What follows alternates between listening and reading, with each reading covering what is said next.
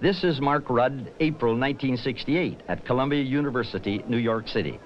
Rudd had been named chairman of the SDS chapter at Columbia after returning from a 3-week tour of Cuba where he visited Fidel Castro. At Columbia, a student named Mark Rudd led the protest group SDS on a violent week-long takeover of 5 university buildings. The Columbia University confrontation, according to its SDS leader, Mark Rudd, was a training exercise, and the goal, the takeover by violence of the United States. You liberals don't understand what the scene is all about. It is about power and disruption. The more blood, the better. End of quote. SDS leader Mark Rudd wrote Grayson Kirk, the then president of Columbia University, quote, "You call for order and respect for authority.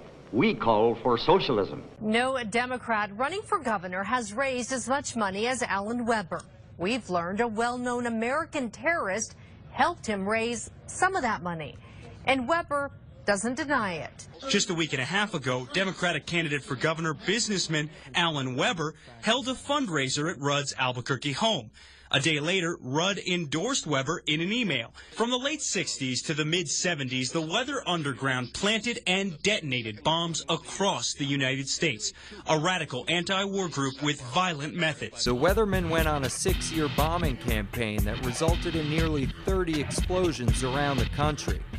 They bombed police departments, courthouses, the National Guard, the Pentagon, the State Department, and even the U.S. Capitol.